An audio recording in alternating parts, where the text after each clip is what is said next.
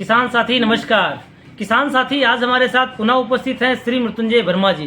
किसान साथी इनका बहुत ही अच्छा अनुभव रहा। पिछले 6-7 साल से कृषि क्षेत्र में कार्य कर रहे हैं और आज जनपद सीतापुर में सीनियर एमडीए के पद पे कार्यरत हैं। तो किसान साथी आज हम लोग जो वीडियो के माध्यम से बात करने वाले हैं, किसान साथी धान में जो हल्दी रोग, जिसे किसान साथी कंडुआ रोग या किसान साथी अलग अलग नाम से जानते हैं, तो आज जो हमारे साथ श्री मृत्युंजय वर्मा जी उपस्थित हैं, किसान साथी A to Z जानकारी देंगे।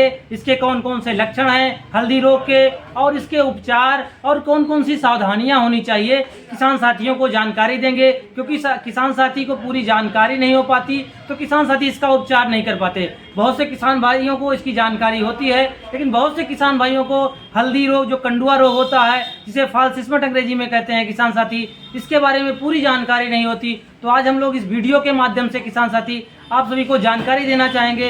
इसका नियंत्रण कैसे करें, कौन सी दवा का प्रयोग करें, कितनी मात्रा में प्रयोग करें, पूरी जानकारी छोटे से वीडियो के माध्यम से हम लोग देंगे। और हमारे साथ श्री मृत्युंजय वर्मा जी हैं। डॉक्टर साहब आप जानकारी दीजिए। धन्यवाद प्रभारी जी।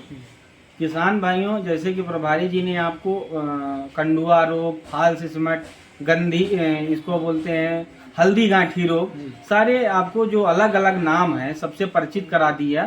तो किसान भाइयों, इस समय देखिए क्या होता है कि आप लोग का जो हल्दी गांठी रोग लगता है वो सबसे ज़्यादा जो जहां हम लोग को देखने को मिला है जी, वो जहां पे मतलब जो है नमी ज़्यादा रहती है जी, और जहां पे नाइट्रोजन का प्रयोग जो ज़्यादा किसान कर देते हैं, मोस्टली उन जगहों पे ज़्यादा देखने को मिलती है।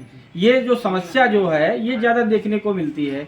देखिए किसान भाई, आपको कुछ हम इनके लक्षण बता दे रहे हैं। यदि आप वो लक्षण को देखते हैं और उसका उपाय करते हैं तो आपको बहुत ही अधिक लाभ होगा। किसान भाइयों, हल्दी गांठी रोग के बारे में आप लोग कई वीडियो देखे होंगे, कई लोगों से सुने होंगे, लेकिन सही यदि आपको जानकारी मिलती है और सही दवा यदि आपके खेत में पड़ेगी तभी वो काम करेगी। नहीं तो आप जो है इधर उधर जो भ्रमित रहते हैं वैसे ही दवा आप लाते रहेंगे, वो दवाएं काम नहीं करेंगी। सबसे पहले जो हमने बात बताई कि जहाँ पे नमी ज़्यादा रहती है, नाइट्रोजन का ज़्यादा प्रयोग होता है, वहाँ पे ये समस्या ज़्यादा देखने को मिलती है। देखिए किसान भाई, आपको जो लक्षण जो शुरुआत में नजर आएंगे, जैसे जब बाली आ जाती है तो आप उसमें देखेंगे पीले रंग के गोल गोल मखमली लक्षण दिखाई देंगे। ठीक है, जो शुरुआती लक्षण इसके होते हैं ये पीले रंग के गोल गोल मखमली लक्षण दिखाई देते हैं। बाद में यही जो है पीले से जो है ये काले का रूप ले लेते हैं।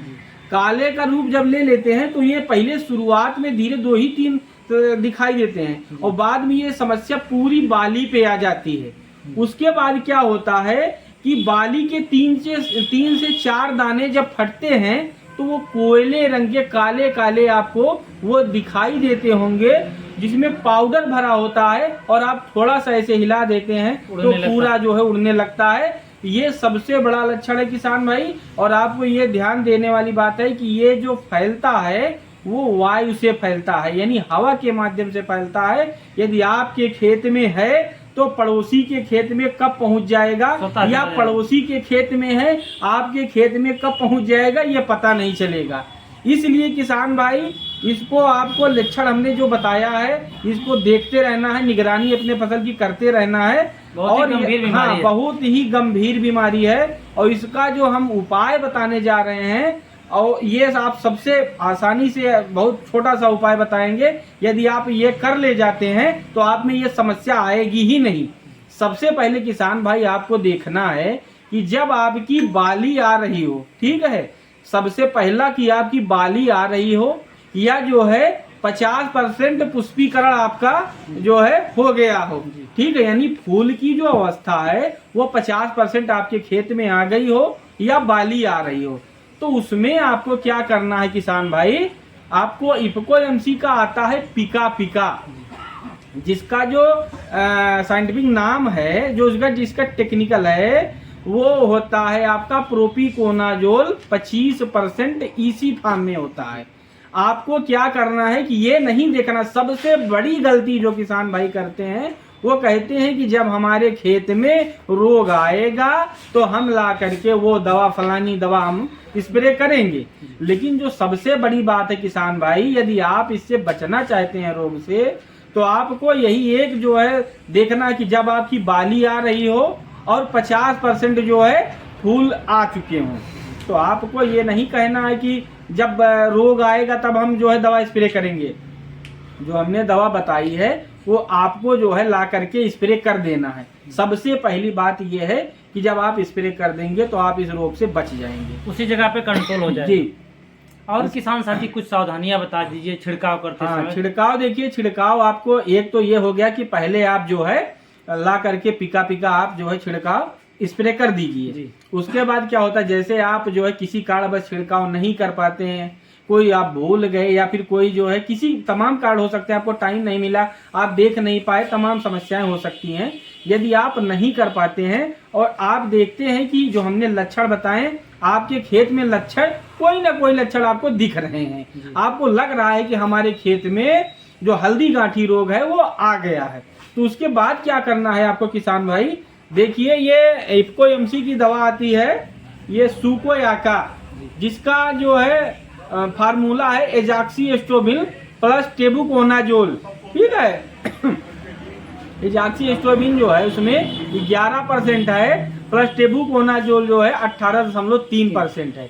तो ये आपको ध्यान देना है कि उसके बाद आपको ये स्प्रे कर देना है। और साथ ही साथ किसान भाई ये ध्यान देना है कि जो भी आपके ग्रसित बालियां हैं, पौधे हैं, उनको आपको आसानी से निकाल के गड्ढे में दबा देना है, खेत से बाहर कर देना है और उसको खुले स्थान पे नहीं छोड़ना, नहीं तो पड़ोसी के खेत में भी जाके उड़ के वो फैल सकता है। ये वायुजनित बीमारी है। और आपको ध्यान ये देना है किसान भाई कि सबसे बड़ी बात आपको ध्यान देना है कि आपको नाइट्रोजन युक्त जो भी फर्टिलाइजर आप यूज करते हैं उनको आपको कम करना है। आपको 2 से 3 साल फसल चक्र अपनाना है और पोटास युक्त उर्वरकों और सल्फर युक्त उर्वरकों का आपको प्रयोग करना है।